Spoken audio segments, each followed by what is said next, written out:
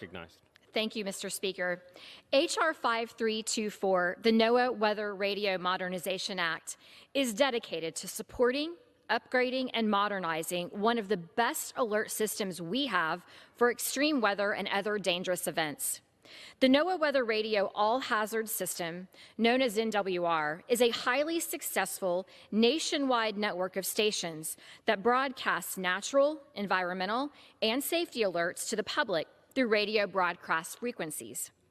Whether it's an earthquake, tornado, chemical release, oil spill, or Amber Alert, the NWR broadcasts 24 hours a day, 7 days a week to 95% of the U.S. population. It is life-saving and informative to everyone, no matter where their location. Simply put, NWR is the single source for comprehensive weather and emergency information. Many of my constituents in Oklahoma heard alerts through the National Weather Radio receiver last week when severe weather and tornadoes struck Seminole County in the late evening. Thankfully, there have been no reported casualties, and that's due in large part to citizens heeding the warnings of the NWR. The NWR is consistent as it operates even when the power goes out and cell service is down. It's also trusted because of its accuracy and long track record of saving lives. But as with all technology, it needs to be upgraded and modernized to remain effective, just as effective in the future, as well as ensure current outages are short and infrequent. It was almost 3 decades ago, in the late 90s, that the NWR network received its last upgrade. Since that time, operations and maintenance costs related to transmitters and antennas have increased. And it should be obvious that technology has greatly advanced, as the very first iPhone wasn't available when these upgrades took place. As the world becomes more digitized, we must ensure that older systems like this that protect lives and property don't get lost in the shuffle. That is why I introduced this legislation. H.R. 5324 authorizes upgrades to the existing system through timely repairs and ensures that the reliable infrastructure in place is not abandoned. This will help outages become less common.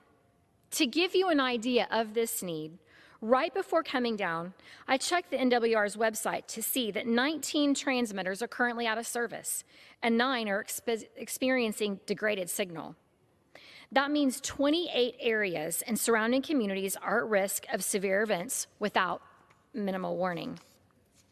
This legislation also establishes a modernization initiative for broadcast to transmit to IP-based communications and develop options for backup capabilities and enhanced signal transmission.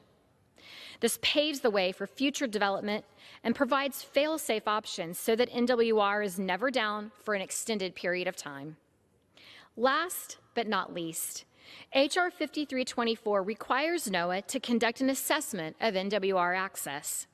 This will ensure that the modernization efforts are effective and people across the country have easy, reliable access in a manner that is in line with modern technology. The benefits of the National Weather Radio right now are numerous. The signal can easily reach and educate vulnerable communities. It can cover both land and marine warnings. And when a disaster is over, it can issue an all clear for a community that might be battered, but whose people are safe. Therefore, we should ensure its continued use by supporting its reliability and efforts to bring the system into the 21st century.